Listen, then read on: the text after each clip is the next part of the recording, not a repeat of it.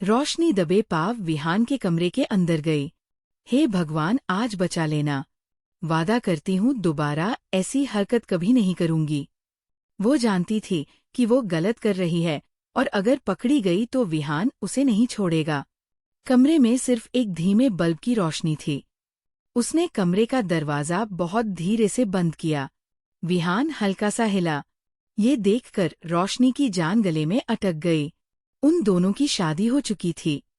दादी चाहती थी कि रोशनी की जल्दी से विदाई हो जाए, लेकिन विहान ऐसा नहीं चाहता था, क्योंकि रोशनी कम उम्र के साथ साथ बहुत नासमझ भी थी, जो हर समय उसकी सहनशीलता की परीक्षा लेती रहती थी।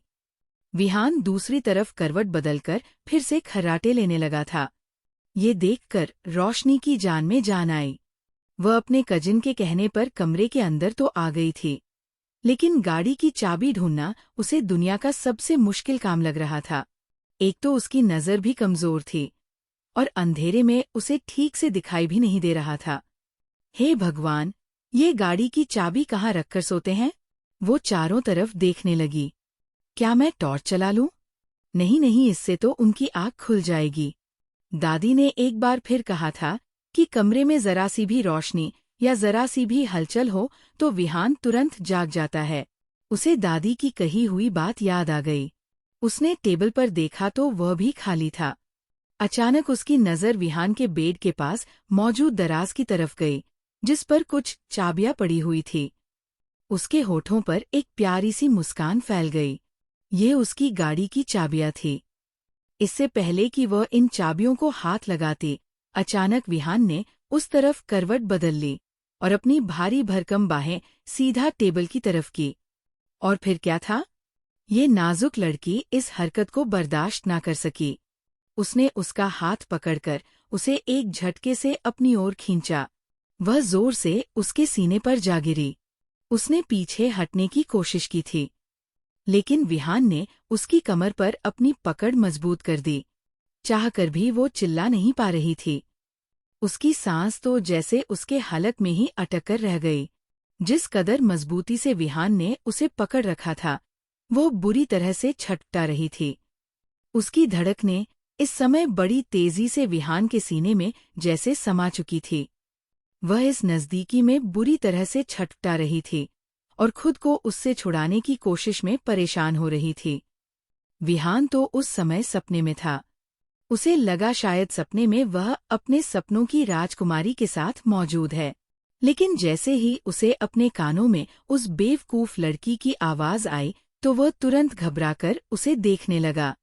बहुत पास, इतना पास कि उसकी सांसें उस नाजुक लड़की के चेहरे पर गिर रही थी और वह उसके शरीर से आती खुशबू को बहुत अच्छे से महसूस कर पा रहा था। अपने पास उसे देखकर विहान का तो दोबारा पारा चढ़ गया। आखिर यह लड़की रात के इस समय उसके बिस्तर पर क्या कर रही थी? विहान की तेज आवाज उसके कमरे में गूंजी। रात के इस समय यहाँ क्या कर रही हो? मैंने तुम्हें क्या समझाया था? 9 बजे सो जाना। 9 बजे के बाद मैं तुम्हें हवेली में घूमते हुए ना देखूं। और ये तुम मेरे कमरे में, मेरे बिस्तर पर मेरी बाहों में क्या कर रही हो इस समय? लड़के ने उसे एक झटके से खुद से दूर किया और खड़ा होकर उसे पूछा। वह भी घबराकर तुरंत पीछे हट गई। अचानक उसके कान के झुमके विहान की शर्ट के बटन में अटक गई।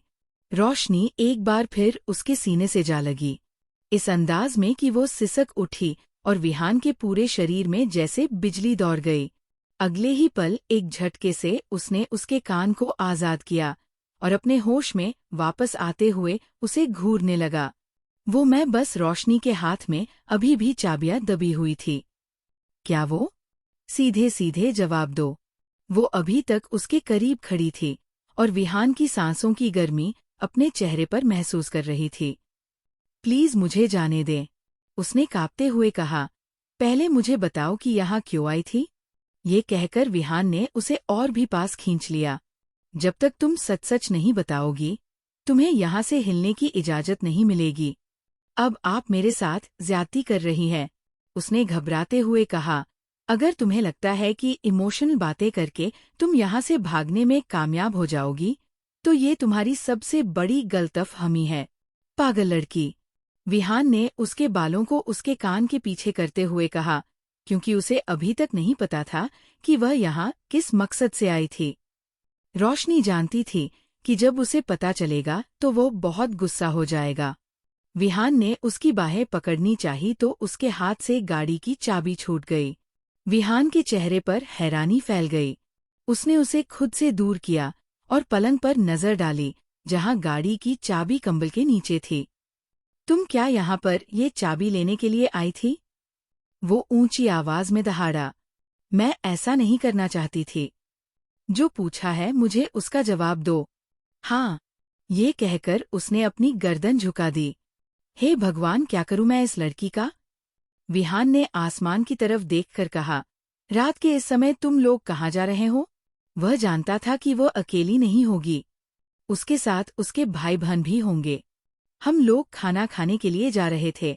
वह अभी भी मासूमियत से बोल रही थी, और तुम उनके साथ जा रही थी, है ना? हाँ, ऐसा ही है, उसने कांपते हुए जवाब दिया। मिज विहान राजपूत, आप जानती है कि आपकी ये हरकतें मुझे किस कदर गुस्सा दिलाती है। उसने उसके कान में झुककर धीमी लेकिन कठोर आवाज में कहा, अब सारी रात तुम इसी कमरे में खड़ी रहोगी।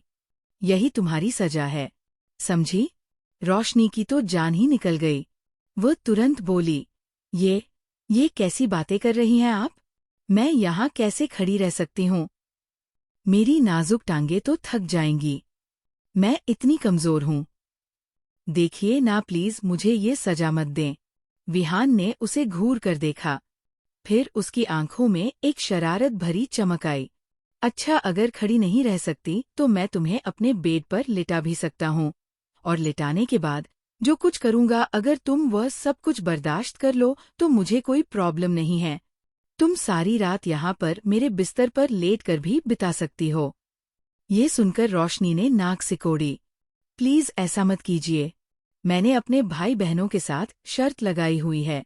ये कहकर उसने तुरंत अपने होठों पर हाथ रख लिया।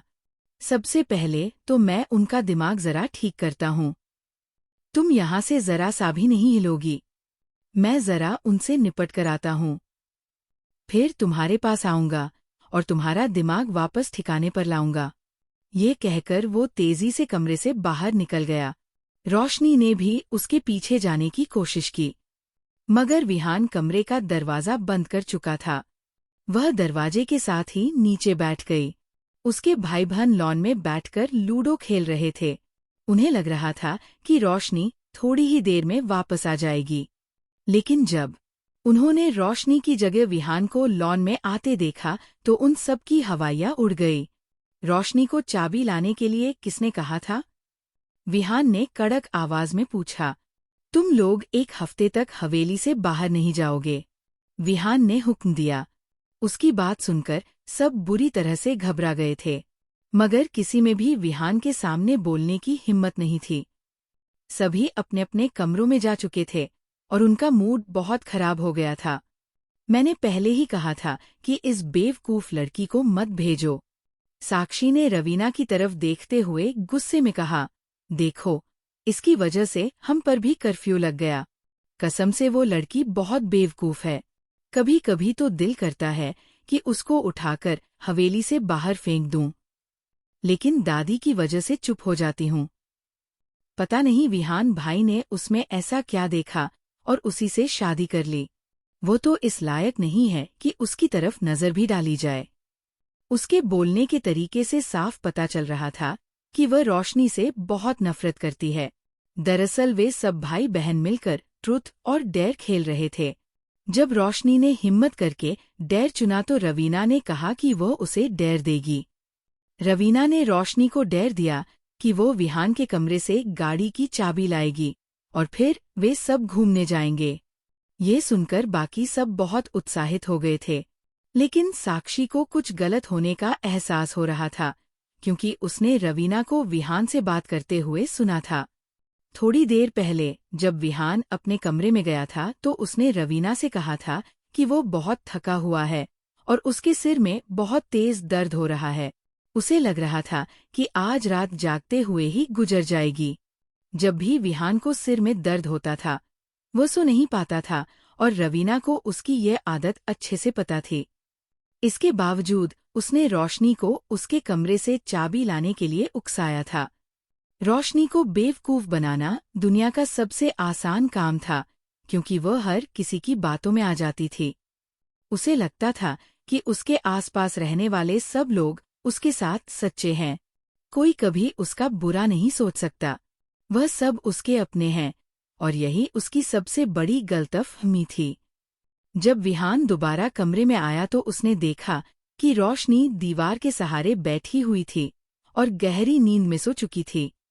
इस हालत में भी इसे नींद आ गई। वो उसके इस टैलेंट पर हैरान था। वो घुटनों के बल उसके पास जाकर बैठ गया और गौर से उसके चेहरे को देखने लगा, जिस पर दुनिया भर की मासूमियत बिखरी हुई थी। इसमें कोई शक नहीं कि वह लड़की बहुत खूबसूरत थी। विहान ने सोचा, काश तुम में थोड़ी सी अक्ल होती। वो कहे बिना नहीं रह सका। अपने चेहरे पर विहान की नजरें महसूस करके रोशनी ने धीरे से आंखें खोली। अपने सामने उसे बैठा देखकर उसकी जान एक बार फिर गले में अटक गई। उसकी आंखें आंसुओं से भर गई। विहान हल्का सा उसके चेहरे के पास झुका। रोशनी तेजी से पीछे हटी, लेकिन पीछे दीवार होने की वजह से उसका सिर जोर से दीवार से टकरा गया। वह दर्द से करा उठी। तुम ठीक तो हो? विहान ने पूछा। मुझे इतनी जोर से लगी है, और ये सब आपकी वजह से हुआ है। रोशनी ने कहा। मेरी वजह से हुआ है या फिर तुम्हारी अपनी गलती है? विहान ने पूछा। अगर आप ना उठे होते तो मैं आसानी से गाड़ी की चाबी लेकर जा सकती थी। रोशनी ने जवाब दिया। अब सब भाई बहन मेरा मजाक उड़ाएंगे कि देखो रोशनी। रोशनी ने उदासी से कहा। मेरी बात बहुत ध्यान से सुनो। विहान ने गंभीरता से कहा। मुझे तुम्हारी ये हरकतें बिल्कुल पसंद नहीं हैं। अब तुम कोई छोटी बच्ची नहीं हो, समझदार हो गई हो। तुम्हें अच्छी तरह पता है कि क्या सही है और क्या गलत है। तुम जानती हो कि मुझे तुम्हारा मेल कजिन्स के साथ बात करना और उनके साथ घूमना फिरना अच्छा नहीं लगता। दादी ने तुम्हें क्या समझाया था कि जो चीज तुम्हारे पति को पसंद ना हो वह किसी भी हालत में नहीं करनी चाहिए। लेकिन अभी मेरी आपके साथ विदाई नहीं हुई है। अभी सिर्फ हम दोनों की शादी हुई है। जब तक विदाई नहीं होती तब तक आप मुझ पर कोई हुक्म नहीं चला सकते। मैं आपकी प्रॉपर्टी नहीं हूँ और ना ही आपकी गुलाम हूँ। रोशनी ने जवाब दिया। जब विहान ने उसके मुंह से इतने बड़े बड़े डायलॉग सुने तो एक पल के लिए उसकी आंखें हैरानी से बड़ी हो गई। उसने तुरंत कहा, अच्छा, ऐसे तो तुम हर वक्त बच्चों जैसी हरकतें करती रहती हो। बोलने का तो तुम्हें तरीका नहीं आता। ये इतने बड़े बड़े डायलॉग कहाँ से सीखे हैं तुमने? रोशनी एक बार फिर गुस्से में उसे देखने लगी। अब वो क्या बताती कि ये सब तो रवीना दीदी की दी हुई शिक्षा का कमाल था। रवीना जो कहती थी, रोशनी उनके शब्दों को बहुत महत्व देती थी। विहान ने गुस्से से अपनी मुट्ठी भी ली थी। उसका सारा प्यार और रोमांस हवा हो चुका था। उसके अंदर गुस्से का लावा उबलने लगा था। वह बड़ी मुश्किल से खुद को कंट्रोल कर रहा था, लेकिन ये लड़की बार बार उसके सब्र का इम्तिहान ले रही थी। जाओ यहाँ से और अपने कमरे में जाकर सो जाओ। मैं कल अपने दोस्तों के साथ ट्रिप पर जा रही हूँ। रोशनी ने उससे पूछा नहीं बल्कि उसे बताया। रवीना दीदी ने उसे यही समझाया था कि उसे विहान से डरने या घबराने की जरूरत नहीं है। जितना वह उससे डरेगी, घबराएगी और दब कर रहेगी, उतना ही वह उस पर हावी होता जाएगा और फिर सारी जिंदगी उसे अपनी नौकरानी बनाकर रखेगा। विहान को डरने वाली नहीं बल्कि डटकर मुकाबला करने वाली औरतें पसंद है। अगर तुमने इस हवेली से एक कदम भी बाहर निकाला तो मैं तुम्हारी टांगे तोड़ दूंगा। विहान ने उंगली उठाकर धमकी भरे लहजे में कहा। मैंने ट्रिप के लिए पैसे दे दिए थे। मैंने दादी को भी बता दिया था। उन्होंने मुझे कहा है कि मैं जा सकती हूँ। तो आप कौन होते हैं मेरे रास्ते में रुकावट बनने वाले? ये कहकर वो कमरे से बाहर निकलने ही लगी कि विहान ने उसका हाथ पकड़ा और उसे जोर से बेड पर फेंक दिया। मुझे लगता है अब तुम्हें बताना ही पड़ेगा कि मैं कौन हूँ। कहते हुए उसका हाथ अपनी बेल्ट की तरफ गया था कि अचानक उसका मोबाइल बजने लगा। रात के इस समय कौन फोन कर रहा था? उसने झुंझलाते हुए अपना मोबाइल जेब से निकाला। इस मौके का फायदा उठाकर रोशनी तेजी से बाहर की तरफ भागी। उसकी सांसें बुरी तरह से उखड़ रही थी। जान उसके शरीर से निकलने को तैयार थी। अपने कमरे में आकर वह जोर जोर से सांसें लेने लगी और खुद को शांत करने की कोशिश करने लगी। मुझे पक्का यकीन हो गया है कि वो इंसान मुझसे नफरत करता है। अगर वह मुझसे प्यार करता तो वह कभी भी मेरे साथ ऐसा व्यवहार ना करता। वो घुटनों पर सिर रखकर फूट फूट कर रो रही थी। वह मुझे अपनी जिंदगी में सिर्फ इसलिए शामिल कर रहा है ताकि मुझ पर अपना हुक्म चला सके और अपने अहंकार को संतुष्ट कर सके। ये सारी बातें उसे उसकी रवीना दीदी ने समझाई थी। थोड़ी देर बाद उसके कमरे का दरवाज़ा खटखटाया गया मगर वो अपनी जगह पर ही बैठी रही। काफी देर तक दरवाजे पर दस्तक होती रही, लेकिन उसने दरवाज़ा नहीं खोला। विहान ने एक जोरदार लात उसके दरवाजे पर मारी थी। वह उसके साथ बुरा व्यवहार नहीं करना चाहता था और ना ही उसे डराना चाहता था। वह उसकी बीवी थी, उसकी इज्जत थी और वह उसे प्यार देना चाहता था। वह उसे इस रिश्ते का सम्मान सौंपना चाहता था। लेकिन वह लड़की हर बार ही कोई ना कोई ऐसी हरकत करती थी जिससे वह अपना कंट्रोल खो देता था। उसने सोचा कि वो सुबह उससे माफी मांग लेगा और उसको लग रहा था कि उसने ट्रिप वाली जो बात की है वो सिर्फ और सिर्फ उसको गुस्सा दिलाने के लिए की है। सुबह जब वह सोकर उठा तो पूरी हवेली में खामोशी सी छाई हुई थी। उसको अजीब लगा क्योंकि जब भी वो सुबह उठता उस लड़की की चीखती हुई आवाज पर ही उसकी आँख खुलती। वह हर वक्त किसी न किसी से बहस कर रही होती थी या फिर कोई शरारत करके दादी से डांट सुन रही होती थी। मुझे लग रहा है कि आज सूरज पश्चिम से निकला, उसने मन ही मन कहा। फ्रेश होने के बाद जब वो कमरे से बाहर निकला तो उसकी आंखें उसी लड़की को तलाश कर रही थी। अरे विहान देखो, मैं आलू के पराठे बना रही हूँ, वह भी तुम्हारे फेवरेट। वाओ अच्छा है, मेरे लिए 2 बनाना। रवीना की बात सुनकर विहान ने मुस्कुराते हुए कहा। रवीना उसकी फर्स्ट फीमेल कजिन होने के साथ साथ उसकी बेस्ट फ्रेंड भी थी। दोनों ने एक ही कॉलेज से पढ़ाई पूरी की थी और फिर बाद में एक ही यूनिवर्सिटी में एडमिशन लिया था। उसके बाद वह अपने बिजनेस में बिजी हो गया, जबकि रवीना घर पर ही रहती थी। उसे कुकिंग का बहुत शौक था। हर रोज ही वह कोई ना कोई नई डिश ट्राई करती रहती थी और सबसे पहले विहान को ही खिलाती थी। मैंने आलू के पराठे बनाए और नई रेसिपी सीखी है। भाई तुम कुछ भी बना लो, तुम्हारे हाथ में तो जादू है। आलू के पराठे बहुत स्वादिष्ट होने वाले हैं। वह उसको बनाते हुए देख रहा था और वह उसके साथ ही किचन में जाकर खड़ा हो गया था। बाकी सब लोग कहाँ पर हैं? सब लोग नाश्ता करके अपने कमरे में चले गए, जो वह पूछना चाह रहा था। रवीना बहुत अच्छे तरीके से जानती थी। वैसे सच कहूं तो मुझे बहुत हैरानी हो रही है। किस बात पर यार? रोशनी को ट्रिप पर जाने की इजाजत तो दे दी है। वैसे मुझे यकीन नहीं था कि तुम उसे 2 दिन तक वहां पर रुकने की परमिशन दोगे। क्या मतलब है तुम्हारा? तुम्हें किसने कहा कि मैंने उसको परमिशन दे दी? वो बुरी तरह से झुंझला गया। वह आज सुबह ही निकली है और अपने कॉलेज की बस में यहाँ से रवाना हुई है। दादी उसे खुद स्टॉप पर छोड़ने के लिए गई थी। तुम मेरे साथ मजाक कर रही हो ना? वो चाहकर भी मुस्कुरा नहीं पा रहा था। और अगर यह कोई मजाक है तो बहुत ही गंदा मजाक है। पर तुम्हें पता है कि मुझे ये सब कुछ पसंद नहीं। मैं तुमसे मजाक क्यों करूंगी यार? मैं सच कह रही हूँ। क्या तुमने उसे परमिशन नहीं दी? अब की बार वो अनजान बन गई थी। उसकी बात का जवाब दिए बगैर वह गुस्से से किचन से बाहर निकला। अब उसके पैर दादी के कमरे की तरफ बढ़ रहे थे। रवीना के होठों पर शातिरना मुस्कुराहट फैल गई थी और वह अपनी बेहुदा आवाज में कोई गाना गुनगुनाने लगी और दोबारा से पराठे बनाने लग गई। जानती थी कि अभी थोड़ी ही देर में हवेली में हंगामा शुरू हो जाएगा। वह इजाजत लिए बगैर ही कमरे में दाखिल हुआ।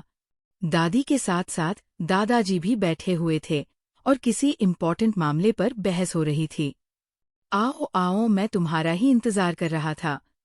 तुमसे एक बहुत जरूरी बात करनी है। दादाजी उसको देखकर मुस्कुराते हुए बोले, मुझे भी आपसे एक बहुत ही जरूरी बात करनी है। बोलो, पहले तुम बात कर लो। नहीं, आप कहो। दादाजी के कहने पर उसने पहले खुद बात की। दादी, आपने उसे ट्रिप पर जाने की इजाजत क्यों दी? किसको इजाजत दे दी मैंने? वो हैरानी से उसके चेहरे की तरफ देखने लगी। मैं रोशनी की बात कर रहा हूँ। आपने उसे ट्रिप पर जाने की इजाजत क्यों दी? जब मैंने कहा था कि वह हवेली से एक कदम भी बाहर नहीं निकालेगी। क्या आप उसकी हरकतों से वाकिफ नहीं हैं? आपने उसे 2 रातों के लिए ट्रिप पर भेज दिया। क्या आप वहां के भी हालात नहीं जानती? और आजकल तो रोड स्लाइडिंग भी हो रही है। हे भगवान! उसके सिर में एक बार फिर से दर्द होने लगा था। एक बात का तो उसे यकीन हो गया था कि उसके सिर में जो दर्द रहता है वह रोशनी की ही फजूल की हरकतों की वजह से रहता है। मैंने तो किसी को कोई इजाजत नहीं दी। उसने तो मुझसे आकर इस बारे में बात भी नहीं की। तो फिर वह किससे पूछकर ट्रिप पर गई है? अभी थोड़ी ही देर पहले नाजिर रवीना ने मुझे बताया। हे भगवान! मैं उस लड़की का क्या करूं? जब भी उसे कोई बात समझाती हूँ, ये हमेशा उसका उल्टा करती है। महेंद्र, मैंने तुम्हें कहा भी था कि उस पर सख्ती करो। उसे डांटो ताकि उसका दिमाग ठिकाने पर आए। मगर तुम हो कि हमेशा उसके सामने ढाल बनकर खड़े हो जाते हो। ना उसे खुद कुछ कहते हो और ना ही हमें कुछ कहने की इजाजत देते हो। उन्होंने अपने बेटे को डांटा। वह भी काफी ज्यादा परेशान हो गए थे। अभी और इसी वक्त उसको कॉल करो। वह अपना मोबाइल लेकर नहीं गई है। रवीना ने उसके सिर पर एक और बम फोड़ा। तुम्हें कैसे पता? मैं उसके कमरे में गई थी। उसका मोबाइल उसके बेड पर पड़ा हुआ था। तुमने तो कहा था कि दादी उसे स्टॉप पर छोड़ने के लिए गई है। उसने तो मुझे यही बताया था। ये कहकर रवीना ने कंधे उचका दिए। क्या तुम हमें नहीं बता सकती थी? मुझे क्या पता वो झूठ बोल रही है। ये कहकर वो तेजी से कमरे से बाहर निकल गई। आज इसको मेरे हाथों से कोई भी नहीं बचा सकता। आज मैं इसका वो हाल करूंगा कि सारी दुनिया याद रखेगी। वह कहकर कमरे से बाहर निकल गया और प्रिंसिपल साहब का नंबर डायल किया। उनसे बात करने के बाद वो काफी हद तक रिलैक्स हो गया था और टाइम का हिसाब लगा रहा था। तकरीबन 3 घंटों में वह उस तक पहुंच सकता था। वो बस में अपने दोस्तों के साथ गाना गा रही थी और खुलकर झूम रही थी। उसे लग रहा था कि उसे जिंदगी की कोई बहुत बड़ी खुशी मिल गई है। उसकी खुशी थी कि कम होने का नाम ही नहीं ले रही थी। जिंदगी कितनी खूबसूरत है, उसने अपने दोस्त के कानों में चीखते हुए कहा। यहाँ घर वालों से बहुत दूर कोई भी उस पर पाबंदी लगाने वाला नहीं था और ना ही कोई उसको परेशान करने वाला था, ना ही यहाँ पर कोई झिड़कने वाला था।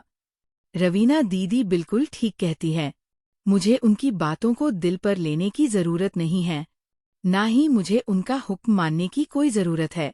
ये मेरी जिंदगी है और मेरी मर्जी कि मैं जिस तरह चाहूं अपनी जिंदगी जी सकती हूँ। बस एक झटके से रुक गई थी। क्या हुआ? ड्राइवर अंकल, रास्ते में एक गाड़ी खड़ी है। उसने बस से बाहर देखा। सामने खड़ी कार को देखकर उसे अपने जिस्म से जान निकलती हुई महसूस हुई। ये कौन है? उसकी सहेली ने उससे पूछा। ये मेरा कजिन, उसने कांपते हुए लहजे में जवाब दिया। ये यहाँ पर क्या कर रहा है? कहीं ऐसा तो नहीं कि ये तुम्हें लेने के लिए आया हो? वाओ, ये तो फिल्मी सीन हो जाएगा। उसके दोस्त ने मुस्कुराते हुए कहा। प्रिंसिपल साहब ने कहा है कि रोशनी को बस से नीचे उतार दिया जाए। वो हमारे साथ आगे नहीं जा रही हैं। मैडम ने उसे एक बार नीचे उतरने का इशारा किया। वह लड़खड़ाते कदमों से बस से नीचे उतरी और वो बस के करीब ही खड़ा था। उसका हाथ एक झटके से पकड़ा और उसे खींचता हुआ अपनी गाड़ी की तरफ लेकर गया। फ्रंट दरवाजा खोलकर उसने उसे जोर से सीट पर धक्का दिया। उसकी आंखें आंसुओं से भीग गई और उसका वजूद भी कांपने लगा। विहान ने फिलहाल उससे कोई सवाल नहीं किया। हम कहाँ जा रहे हैं? वो फुल स्पीड में गाड़ी चला रहा था। रोशनी को उसके गुस्से का अंदाजा हो गया था। इसी वजह से वो बहुत ज्यादा डर गई थी। मैं आपसे पूछ रही हूँ कि हम कहाँ पर जा रहे हैं। मुझे तुम्हारी आवाज सुनाई नहीं देनी चाहिए। अब अगर मुझे तुम्हारी आवाज सुनाई दी ना तो मैं तुम्हारा गला यहीं पर दबा दूंगा। वो गला फाड़ कर चिल्लाया। उनका अपना एक फार्म हाउस था। वो उसे वहां पर लेकर गया था। उसे कमरे में ले जाकर विहान ने उसे जोर से बेड पर धक्का दिया। तुम कब से इतनी बड़ी हो गई कि अपनी जिंदगी के फैसले खुद करने लगी? ना तो तुमने दादी को बताना जरूरी समझा, ना ही तुमने मुझे बताना जरूरी समझा। मैंने आपको रात को बताया था कि मैं ट्रिप पर जा रही हूँ। तुम्हें मुझे बताना नहीं चाहिए था, बल्कि मुझसे पहले परमिशन लेनी चाहिए थी। आप कौन सा मुझसे परमिशन लेते हैं? आपने पहले कभी मुझे इजाजत दी है, जो अब मुझे इजाजत देते? आपने मुझे वहां पर कैद करके रखा हुआ है। जिंदगी मुश्किल बना दी है आपने मेरी। नफरत करती हूँ मैं आपसे। मेरा बस चले तो आपसे डिवोर्स ले लूं। इससे पहले कि वो आगे कुछ कहती, विहान ने उसे गाल पर खींचकर एक थप्पड़ दे मारा। वह हैरानी से विहान के चेहरे को देखने लगी। आज तो तुमने ये लफ्ज अपने मुंह से निकाला है। दोबारा कभी ये लफ्ज निकाला तो मुझसे बुरा कोई भी नहीं होगा। तुम्हारा वो हाल करूंगा कि तुम जिंदगी भर नहीं भूलोगी। उसकी सारी बहादुरी हवा हो गई थी। वो अब सहमी नजरों से विहान के चेहरे की तरफ देख रही थी। वो खुद भी उसके करीब ही बेड पर बैठ गया। उसने रोशनी के कंधे पर हाथ रखना चाहा, तो वह तेजी से पीछे की तरफ खिसकी। उसने फौरन से अपना चेहरा हाथों में छुपाया। उसको लगा था कि विहान उसे दोबारा से मारने वाला है। ये देखकर विहान ने अपने हंठ खींच लिए थे। तुमने दादी को इन्फॉर्म क्यों नहीं किया? रवीना दीदी ने कहा था वह दादी को बता देंगी। उन्होंने मुझे कहा था वह उनसे पहले ही परमिशन ले चुकी है, और जिस दिन मैं जाऊंगी तब वो सुबह उनसे बात कर लेंगी। मैं उनके कमरे में जाने लगी थी, मगर उन्होंने मुझे रोक दिया था। रोशनी रोते हुए सारी बातें विहान को बता रही थी, साथ साथ अपने गाल को भी मसल रही थी, जहां पर अभी तक विहान की उंगलियों की छाप थी। विहान को लगा था शायद वह अपनी गलती मानकर सॉरी कह दे तो उसके दिल में भी कोई नरमी आ जाए, और फिर वो खुद उसे कहीं आसपास घुमाने ले जाएगा और फिर घर भी वापस ले जाएगा। मगर उसके मुंह से ये सुनकर उसे गुस्सा आ गया था। उसे लग रहा था जैसे ये एक बार फिर अपनी गलती छुपाने के लिए रवीना पर इल्जाम लगा रही है। बस करो, भगवान की कसम बस करो। और कितने झूठ बोलोगी? जब भी मैं तुम्हें कुछ कहता हूँ तुम उठकर उस बेचारी रवीना पर इल्जाम लगा देती हो। मैं इल्जाम नहीं लगा रही हूँ, मैं सच कह रही हूँ, उसने कांपते हुए लहजे में जवाब दिया। ना तो पहले कभी आपने मेरी बात पर भरोसा किया, ना ही अब करेंगे। रवीना दीदी ठीक ही कहती है। आप बहुत ही खुदगर्ज इंसान हैं, जिनको अपने अलावा और कोई इंसान नजर ही नहीं आता। आपको लगता है कि सिर्फ आप ही है, बाकी सब लोग तो एक्सिस्ट ही नहीं करते, या फिर अगर वो मौजूद हैं तो उनकी हैसियत कीड़ेम कोड़ों की तरह है। सच बताओ तो इतना गुरूर अच्छा नहीं होता। जिस तरह आप कर रहे हैं ना, एक दिन सब आपको छोड़कर चले जाएंगे और फिर आप अकेले रहकर दीवारों पर हुक्म चलाते फिरना। उसकी बात सुनकर विहान को बहुत गुस्सा आ गया था। तुम्हारे मुंह में इतनी लंबी जुबान कहाँ से आ गई है? मैं तुम्हें पहले ही बता चुका हूँ कि ज्यादा जुबान चलाने वाली औरतों का घर कभी नहीं बसता। वो तुरंत पलटकर बोली, आपके साथ घर बसाना भी कौन चाहता है? मैंने तो अभी कहा ही था कि मुझे वह फिर से डिवोर्स का नाम लेने वाली थी। लेकिन विहान का पहले पड़ा थप्पड़ उसे अब भी याद था। वो अचानक चुप हो गई और बोली, नहीं बसता तो ना बसे। आप जैसे पागल और जिद्दी इंसान के साथ अपनी पूरी जिंदगी कौन बर्बाद करना चाहेगा? विहान जितना नरमी से पेश आना चाहता था, उतना ही उसका गुस्सा बढ़ता जा रहा था।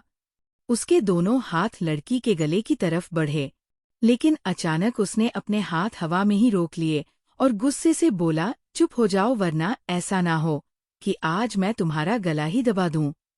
तुमने मेरी सहनशीलता की सारी हदें पार कर दी है। यह कहकर उसने उसे कमरे में बंद कर दिया और बाहर चला गया। लड़की वही बिस्तर पर लेटी-लेटी रोती रही। रोते हुए वह बड़बड़ा रही थी, पापा मम्मा, आप मुझे छोड़कर क्यों चले गए? देखिए, आपकी गैर हाजिरी में ये लोग मेरे साथ जानवरों जैसा व्यवहार कर रहे हैं। काश आप मुझे अपने साथ ही ले जाते। कम से कम मुझे ये सब सहना ना पड़ता। रोते रोते कब उसकी आंख लग गई, उसे खुद भी पता नहीं चला। उधर विहान ने हवेली में फोन करके सबको बता दिया कि वह उनके फार्म हाउस पर उसके साथ है। दादी ने फोन पर समझाते हुए कहा, बेटा उसे वहां अच्छे से घुमा फिरा दो, ताकि उसका घूमने का शौक हमेशा के लिए उतर जाए। विहान ने दादी की बात सुनी और बिना कुछ कहे चुप हो गया। रवीना के तन बदन में आग लग गई थी। वह बेचैनी से बोली, वो लोग वहां अब तक क्या कर रहे हैं? विहान का काम तो पूरा हो गया। उसने उसे ढूंढ लिया तो फिर वहां रुकने की क्या जरूरत है? उनको कहें कि अब वापस आ जाएं। दादी बिना कुछ कहे उसके चेहरे को देखती रही। फिर हल्के से उसके कान के पास झुककर रहस्यमय अंदाज में बोली, ईर्ष्या इंसान को बर्बाद कर देती है। इंसान के पास जो कुछ है उसे उसी में खुश रहना चाहिए। रवीना कांपते हुए बोली, आपका मतलब क्या है? दादी मुस्कुराई और बोली, मेरा मतलब तुम अच्छी तरह समझ गई हो।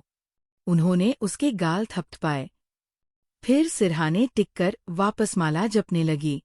उनकी टेंशन खत्म हो गई थी, क्योंकि उनकी पोती उनके जिम्मेदार पोते के साथ थी। लेकिन रवीना अंदर ही अंदर जल रही थी। उसके मन में बार बार ख्याल आ रहे थे। विहान का फार्म हाउस, वहां की सुंदर वादियां और वहां दोनों का साथ। वो रोशनी की खूबसूरती से पहले ही जलती आई थी। अब उसके मन में यही डर था कि कहीं रात के किसी समय विहान का दिल ना मचल जाए और वह दोनों एक दूसरे के और करीब ना आ जाए। ये सोच सचकर रवीना को घुटन हो रही थी। उधर विहान ने कहा, उठो, हम बाहर जा रहे हैं। वह बोली, मुझे आपके साथ कहीं नहीं जाना। विहान सख्त लहजे में बोला, तुम फिर से जिद कर रही हो। अगर मुझे गुस्सा आ गया तो वो पलटकर बोली तो क्या करेंगे? फिर से मुझ पर हाथ उठाएंगे। विहान ने गहरी सांस ली और कहा, मैंने बाहर एक बहुत प्यारा पारंपरिक शो देखा है। वहां बहुत सी दुकानें भी है। तुम्हें पारंपरिक कपड़े पसंद है ना? अगर तुम मेरे साथ चलोगी तो मैं तुम्हें वह सब चीजें दिला दूंगा। और हाँ, मुझे यह भी पता चला है कि तुम्हारी यूनिवर्सिटी की कुछ लड़कियां भी उसी जगह घूम रही हैं। क्या मैं अपनी फ्रेंड्स के साथ बाहर घूम सकती हूँ? हाँ, बिल्कुल। लेकिन मैं भी तुम्हारे आसपास ही रहूंगा। मैं तुम्हें अकेला नहीं छोड़ सकता। उसने मुस्कुराते हुए उसके गाल दबाए। पता नहीं कब आप मुझ पर नजर रखना बंद करोगे। कब आपका ये शक खत्म होगा। मैं तुम पर शक नहीं करता। मैं तो कभी भी तुम पर शक कर ही नहीं सकता। तुम मेरी बीवी हो, मेरा भरोसा हो। अगर मैं तुम्हारी फिक्र करता हूँ, तुम्हें डांटता हूँ, तो वो सिर्फ तुम्हारी भलाई के लिए होता है। तुम्हें नहीं पता, जब मैं गुस्से में तुम्हें डांटता हूँ या कभी हाथ उठा बैठता हूँ, तो उसके बाद मुझे कितनी तकलीफ होती है। मेरा दिल जैसे टूट जाता है। मैं तो चाहता हूँ कि कभी तुम पर गुस्सा भी ना करूं, लेकिन तुम मुझे मजबूर कर देती हो। वो चुपचाप सिर झुकाकर उसकी बातें सुन रही थी। उसने धीमे से कहा, अब मुझे आपसे डर लगने लगा है। अब मैं आपसे खुलकर बात भी नहीं कर पाती। आप जितना सख्त बर्ताव करोगे, मैं आपसे उतनी ही दूर होती जाऊंगी। और एक दिन ऐसा आएगा कि हमारे बीच सिर्फ दूरियां रह जाएंगी और कुछ नहीं। वो चुपचाप उसे देखता रहा। फिर बोला, तुम्हें ये सब बातें कौन सिखा रहा है? रवीना दीदी ने बताया, उसने धीरे से कहा। वह पहले रवीना को नजरअंदाज कर रहा था, लेकिन अब बार बार अपनी बीवी के मुंह से उसका नाम सुनकर उसे भी कुछ गलत होने का एहसास होने लगा था। इसके अलावा उसने तुम्हें क्या बताया? उन्होंने मुझे बताया कि मर्द कभी भी एक औरत का नहीं होता है। उसके दिल में हमेशा ही दूसरी औरतों के लिए जगह खाली रहती है। इसलिए मैं जितनी मर्जी कोशिश करूं, जितनी मर्जी ट्राई कर लूं, मैं जितनी मर्जी खूबसूरत क्यों ना बन जाऊं, आप कभी भी मुझसे सच्चा प्यार नहीं करेंगे। तुम आज के बाद उससे कोई बात नहीं करोगी, ना ही कोई पर्सनल बात उसके साथ शेयर करोगी। वह मेरी बेस्ट फ्रेंड है। जो मैंने कहा वह मानो, वरना एंड में सब कुछ तबाह हो जाएगा, बर्बाद हो जाएगा। ये कहकर उसने उस लड़की को अपनी जैकेट पहनाई। वो इस वक्त उसी के कपड़ों में थी। ओवरसाइज की शर्ट के ऊपर उसकी ओवरसाइज जैकेट और सिर पर उसी की टोपी पहने वह इस वक्त टॉम बॉय लग रही थी। उसका हुलिया देखकर वो खुलकर मुस्कुराया और एक मास्क उसकी तरफ बढ़ाया। मैं नहीं चाहता कि मेरी बीवी को मेरे अलावा कोई और देखे। वो जानता था कि यहाँ पर हर तरह के अजीबोगरीब लोग मौजूद हैं और वह अपनी बीवी पर किसी और की नज़र बर्दाश्त भी नहीं कर सकता। उसका हाथ पकड़कर वो फार्म हाउस से बाहर निकला। तकरीबन 15 मिनट की ड्राइव के बाद वो मेन सिटी पहुंच गए। वो अपनी सहेली के साथ वहां पर घूमती रही। इस दौरान वो उस पर नजर रखे हुए था। विहान ने अपना वॉलेट भी रोशनी के हवाले कर दिया तो उसने वहां से ढेर सारी चीजें खरीद ली। रात के वक्त वह उसे एक एक चीज दिखा रही थी और वह मुस्कुराते हुए हर चीज की तारीफ कर रहा था। थोड़ी ही देर में वह वही बेड पर सो गई, मगर विहान तो उसे देखता ही रहा। बार बार उसका मन मचल रहा था। दिल गुस्ताखी करने को बेताब हो रहा था। जी चाह रहा था कि बस अब वह इस नाजुक सी लड़की को अपना बना ले, उसके अस्तित्व पर इस तरह अपना अधिकार जमा लूं कि नाजुक सी जान, उसका चेहरा उसके सीने में छुपाकर सिर्फ प्यार से उसका नाम लेती रह जाए और वह एक पल के लिए भी उस पर दया न दिखाए। उसके सो जाने के बाद वो उसके पास गया और उस गाल को सहलाने लगा जिस पर उसने हाथ उठाया था। उसके होंठ कसे हुए थे और आंखें दर्द से लाल हो गई थी। मुझे माफ कर दो रोशनी, मैं भावुक हो गया था। मैं तुम्हारे लिए बहुत बेचैन था। तुम सोच भी नहीं सकती कि तुम मेरे लिए कितनी खास हो। लेकिन जब तुम इस तरह की बातें करती हो तो मेरा दिल टूट जाता है। मैं चाहता हूं कि तुम मुझे गलत समझने के बजाय मेरे प्यार और लगाव को समझो। ये कहकर उसने प्यार से उसके गाल पर किस किया और खुद भी उसके कंधे पर सिर रखकर लेट गया। सुबह वह उसी के साथ हवेली लौट आया। तुमसे मैंने क्या कहा था? तुम अकेले उसके साथ कहीं भी नहीं जाओगी। रवीना ने उसका हाथ कसकर पकड़ते हुए कहा। क्या हो गया है आपको? वो मेरा पति है। उसने अपना हाथ छुड़ाने की कोशिश की, लेकिन रवीना की पकड़ बहुत मजबूत थी। यहाँ क्या हो रहा है? अचानक आई भारी आवाज सुनते ही दोनों उछल पड़े। विहान ने अपनी बीवी को इशारे से कमरे में जाने को कहा और खुद रवीना की तरफ देखने लगा। बताओ तुम्हें क्या प्रॉब्लम है? रवीना घबराकर बोली। ना नहीं, कुछ नहीं। विहान कुछ देर तक उसे घूरता रहा, फिर बिना कुछ बोले वहां से चला गया। रवीना समझ गई कि अब विहान को शक हो गया है। अब उसे आगे हर कदम बहुत सोच समझकर रखना होगा। रोशनी विहान की बुआ की बेटी थी। कुछ साल पहले बुआ का रोड एक्सीडेंट में देहांत हो गया था। उसके बाद दादी उसे हवेली ले आई और 1 साल पहले ही विहान से उसकी शादी करवा दी। विहान ये शादी नहीं करना चाहता था क्योंकि उस समय रोशनी सिर्फ 16 साल की थी और विहान उससे 10 साल बड़ा था। लेकिन दादी ने भावनात्मक दबाव डालकर उसे शादी करने के लिए मजबूर कर दिया। रवीना विहान के दूसरी बुआ की बेटी थी और रोशनी के मौसी की बेटी थी।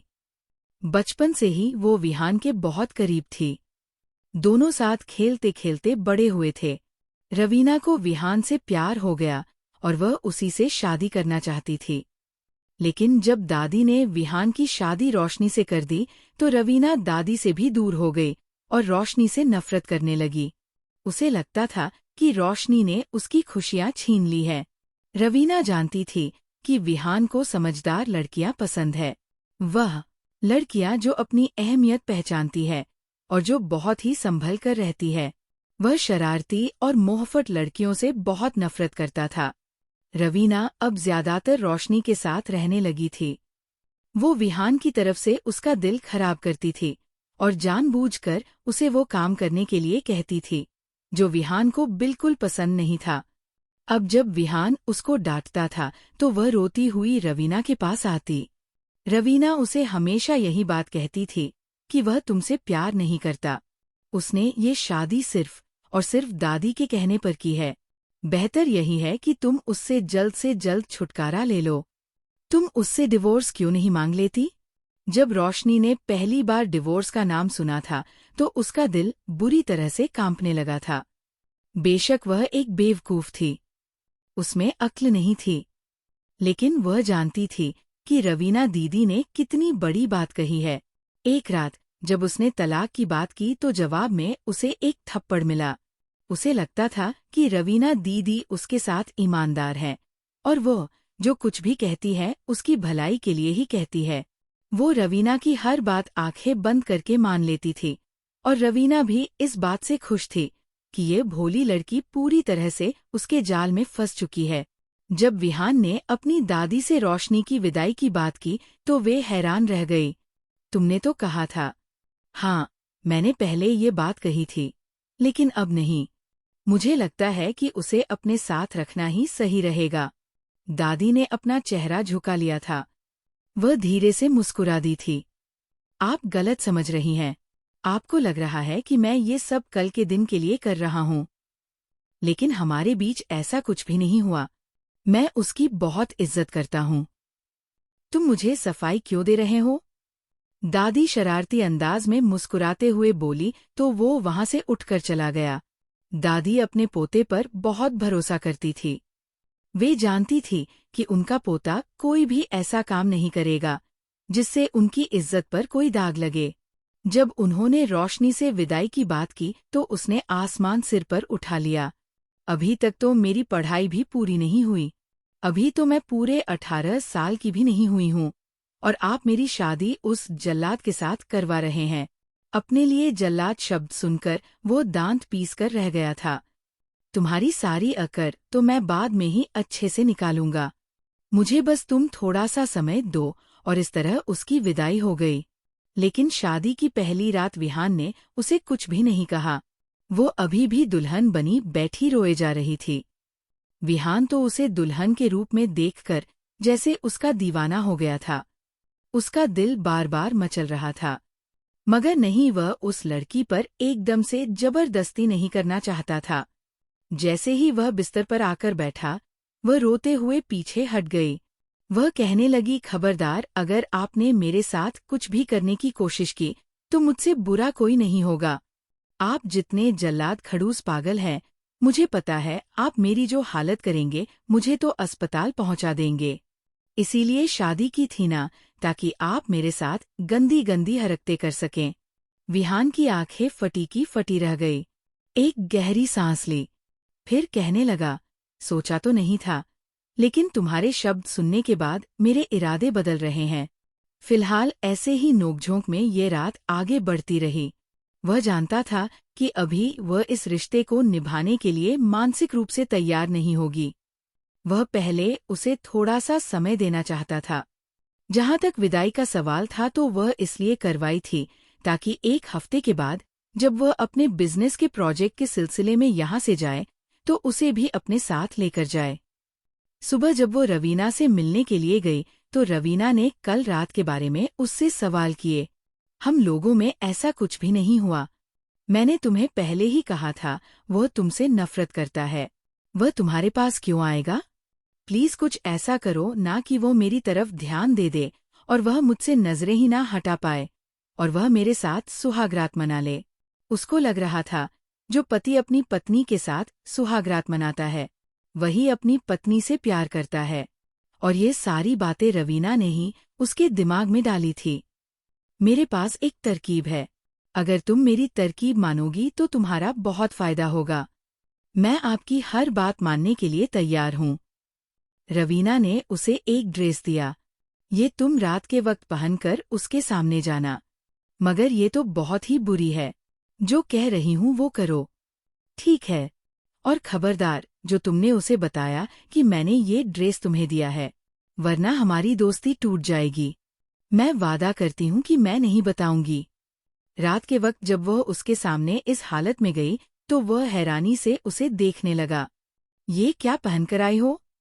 इतनी ऊंची आवाज में वह उस पर चिल्लाया था कि वह डर से दरवाजे के पीछे जाकर छुप गई थी। उसने अपनी टांगों से ऊपर एक छोटी ड्रेस पहनी हुई थी। तुम्हारा ट्राउजर कहाँ पर है? उसने गुस्से से कहा था। ट्राउज तो नहीं है। मुझे लगा था आप इस तरह से मेरे साथ सुहागरात मना लेंगे। तुम्हारे दिमाग में ये बातें कौन भर रहा है? अगर कोई भर भी रहा है तो कौन सा गलत कह रहा है? ठीक ही तो कह रहा है।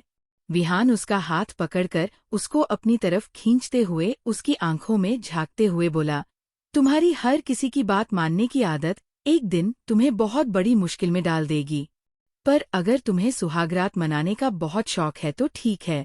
ये कहकर उसने उसे जोर से बेड पर धक्का दिया तो उस नाजुक सी लड़की ने डर से अपनी आंखें बंद कर ली। उसके चेहरे पर फैली मासूमियत और डर को देखकर वो 2 कदम पीछे हट गया। उसके दिमाग में एक बात आई। वो गुस्से से उसको कंट्रोल नहीं कर सकता, ना ही उसको अपने अनुसार चलने पर मजबूर कर सकता है। उसने उसका हाथ पकड़कर उसे उठाया। जाओ, जाकर कपड़े बदल कर आओ। मुझे तुमसे बहुत जरूरी बात करनी है। वो तेजी से बाथरूम में घुस गई। जब कपड़े बदलकर बाहर निकली तो एक बड़े से दुपट्टे में खुद को छिपाए हुए थी। वो उस समय बहुत ही प्यारी लग रही थी। तुम अभी छोटी हो, तुम जानती हो ना? फिर आपने ये विदाई क्यों करवाई? वह झुंझलाते हुए बोली। वह भी कुछ पल के लिए शांत हो गया।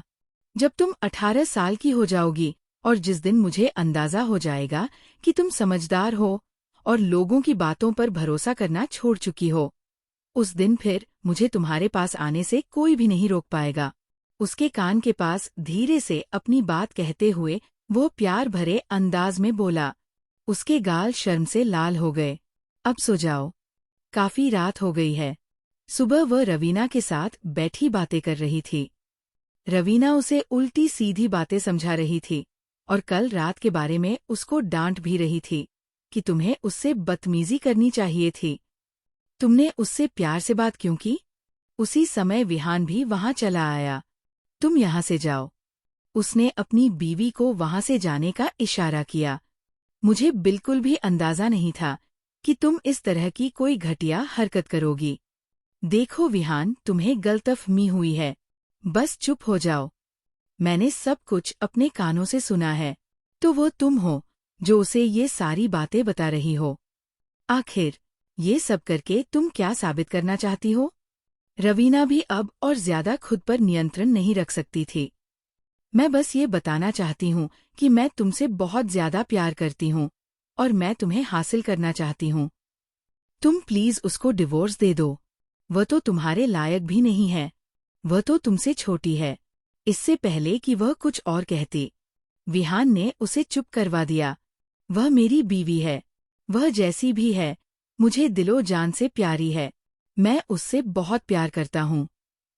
तुम झूठ बोल रहे हो। मुझे तुमसे झूठ बोलने की क्या जरूरत है? मैं वही कह रहा हूँ जो सच है। और मैं जो कुछ कह रहा हूँ, ये मुझे तुम्हारे सामने साबित करने की कोई जरूरत नहीं है।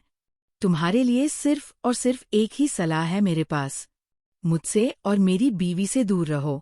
अगर मैंने तुम्हें इस तरह से बात करते हुए देखा तो मुझसे बुरा कोई भी नहीं होगा। मैं दादी और दादाजी को तुम्हारी इन हरकतों के बारे में बता दूंगा और फिर सोचो कि उनके सामने तुम्हारी क्या इज्जत रह जाएगी। वह उसे लेकर शहर चला गया था। वहां पर भी उसकी शरारतें पहले की तरह ही थी, मगर अब वो पहले की तरह उससे बदतमीजी नहीं करती थी। विहान को भी अपनी गलती का एहसास हो रहा था। अगर वो पहले ही पता लगाने की कोशिश करता तो उसको अंदाजा हो जाता कि इस लड़की को बहकाने वाला और उसके कान भरने वाला कोई और नहीं, बल्कि उसकी अपनी ही कजिन और सबसे अच्छी दोस्त थी। वहां पर आने के बाद वह काफी हद तक सीरियस भी हो गई थी और अब वो पहले की तरह बदतमीजी भी नहीं करती थी, ना ही उसे छोटी छोटी बात पर बहस करती थी। रवीना की सारी चालें भी उसकी समझ में आ चुकी थी। उसको अंदाजा हो गया था कि वह ये सब कुछ सिर्फ और सिर्फ उसका घर खराब करने के लिए ही कर रही थी और वो भगवान का बहुत बहुत शुक्रिया अदा भी कर रही थी कि रवीना से उसकी जान छूट गई। वह जानता था कि रोशनी को खाना बनाना नहीं आता है। सुबह का नाश्ता वो खुद बनाकर जाता था और फिर दोपहर के समय वो बाहर से ऑर्डर कर लेती थी। रात के समय भी वो बाहर से ही खाना लाता था। जहां तक घर की सफाई का सवाल था तो 2 दिनों के बाद एक काम वाली आती थी जिससे वह अपनी देखरेख में सफाई करवाता था। एक दिन वो ऑफिस से जल्दी फ्री हो गया था। जब वह अपने फ्लैट के अंदर दाखिल हुआ तो रसोई से खाने की खुशबू आने लगी। अंदर गया तो वो खाना बनाने में व्यस्त थी।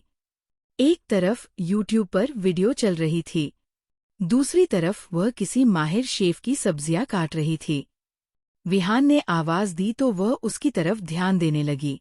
आप इतनी जल्दी क्यों आ गए? मैं आपको सरप्राइज करना चाहती थी। उसने मुंह बनाते हुए मासूमियत से कहा। क्या मैं आपके इस रहम के लिए आपका शुक्रिया अदा कर सकता हूँ? ये सब देखकर विहान को अजीब सी खुशी महसूस हो रही थी। मुझे अपने पति से घर के काम करवाना बुरा लग रहा था। जब घर में एक औरत मौजूद है तो आपको क्या जरूरत है खाना बनाने की? बस मैंने फैसला कर लिया कि आज के बाद खाना बनाना मेरा काम है, लेकिन नाश्ता आप बनाया करेंगे क्योंकि सुबह मेरी जल्दी आँख ही नहीं खुलती। उसने मुंह बनाते हुए कहा तो वो प्यार से उसके गाल खींचते हुए बोला, तुम्हें खाना बनाने की भी तकलीफ नहीं करनी पड़ेगी, क्योंकि मैंने दादी को कहा है कि वो हवेली से काम वाली भेजें, जो हर समय तुम्हारे साथ ही रहेगी। इस तरह से मैं भी निश्चिंत होकर अपना काम कर सकता हूँ। उसने सिर्फ एक ही दिन खाना बनाया था और खाना बिल्कुल भी स्वादिष्ट नहीं बना था, मगर इसके बावजूद भी विहान ने खाना ऐसे खाया जैसे वह बहुत ही स्वादिष्ट हो, जबकि वह जानती थी कि ये सब कुछ सिर्फ और सिर्फ वह उसका दिल खुश करने के लिए कर रहा है। समय बीतने के साथ साथ वह भी उसके प्यार में कैद हो गई थी और उसको एहसास हो गया था कि भगवान ने विहान को उसकी जिंदगी में भेजकर उस पर कितना बड़ा एहसान किया है। वह 18 साल की हो चुकी थी। उसका बर्थडे विहान ने बहुत ही धूमधाम से मनाया था। आज मुझे मेरे सारे अधिकार मिलने वाले हैं, उसके कानों में झुकते हुए आकर्षक अंदाज में बोला तो उसने शर्माते हुए उसके सीने में मुंह छुपा लिया। उसको यकीन हो गया था कि एक बहुत ही खूबसूरत जिंदगी उसकी प्रतीक्षा कर रही है। वो उसे अपनी बाहों में भरकर कमरे में लेकर गया था और फिर मुस्कुराकर उसके पूरे चेहरे पर अपने होंठ रखता गया। रोशनी तो उसके इस स्पर्श को पाकर कांप रही थी। वो थोड़ी सी डर भी रही थी। जब विहान ने उसे इस तरह थोड़ा सा डरते देखा तो बड़े प्यार से उसके नाजुक होठों को छूकर कहने लगा, क्या बात है मेरी जान? क्या तुम्हें डर लग रहा है? देखो, अगर तुम इस रिश्ते के लिए अभी भी तैयार नहीं हो तो कोई जल्दी नहीं है। लेकिन वो जल्दी से विहान की शर्ट को पकड़ चुकी थी और अपने करीब कर गई, जैसे ये जताना चाहती हो कि उसे ये सब कुछ बहुत अच्छा लग रहा है। विहान ने मुस्कुराकर उसे अपने सीने में छुपा लिया, फिर कान के करीब फुसफुसाकर कहने लगा, तुम्हारे लिए कुछ है, मैं जाऊं वह पहन कर आऊं। वो समझ नहीं सकी कि आखिर क्या है। वो बाथरूम में आई थी, जहां पर पहले से ही शेल्फ पर एक पैकेट पड़ा था। जब उसने देखा तो उसमें एक बहुत ही छोटा शॉर्ट फ्रॉक था, जो पहनते हुए बिल्कुल ना पहनने के बराबर था। तभी बाहर से विहान की आवाज आई, कैसा लगा मेरा गिफ्ट मेरी जान? तो वो शर्मा कर कहने लगी, ये क्या है विहान? ये तो बहुत छोटा है और इसका ट्राउज कहाँ है? विहान शरारत से मुस्कुराकर कहने लगा कि अब प्लीज मत तड़पाओ, जितना है उतना ही पहनकर बाहर आ जाओ।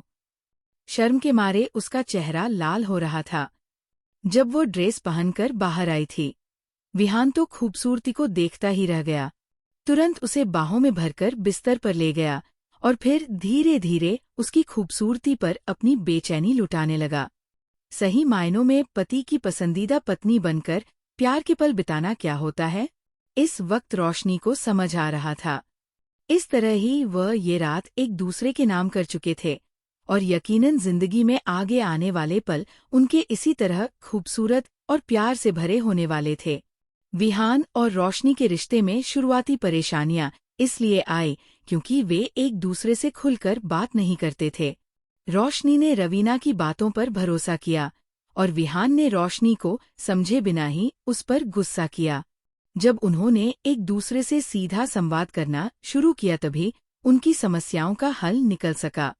किसी भी रिश्ते को मजबूत बनाने के लिए एक दूसरे पर विश्वास करना और खुलकर बातचीत करना कितना जरूरी है।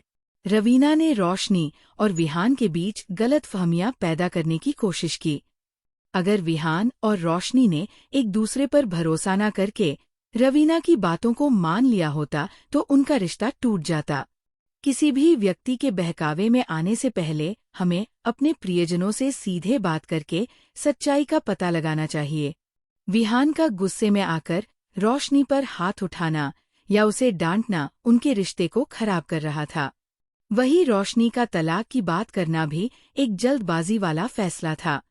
जब विहान ने धीरज से काम लिया और रोशनी को समझने की कोशिश की तभी उनका रिश्ता बेहतर हो पाया।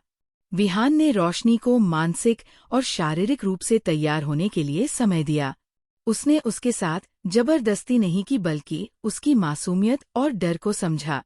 प्यार का मतलब सिर्फ शारीरिक संबंध नहीं होता, बल्कि एक दूसरे की भावनाओं का सम्मान करना और धैर्य रखना भी होता है। रवीना की ईर्ष्या ने उसे एक अच्छी दोस्त और बहन होने के बजाय एक स्वार्थी इंसान बना दिया। उसकी हरकतों से न सिर्फ रोशनी का घर खराब होने वाला था, बल्कि उसकी अपनी इज्जत भी दांव पर लग गई थी। इस तरह ईर्ष्या हमें बर्बाद कर सकती है और हमारे अपनों से दूर कर सकती है। किसी भी रिश्ते में समझदारी, विश्वास और सही संवाद कितना महत्वपूर्ण होता है। दोस्तों, उम्मीद है कि आपको हमारी कहानी पसंद आई होगी। अगर कहानी पसंद आई तो वीडियो को लाइक करें। अगर आप चैनल पर नए हैं तो सब्सक्राइब जरूर करें। और हाँ, अगली अपडेट सबसे पहले पाने के लिए नोटिफिकेशन बेल जरूर दबाएं।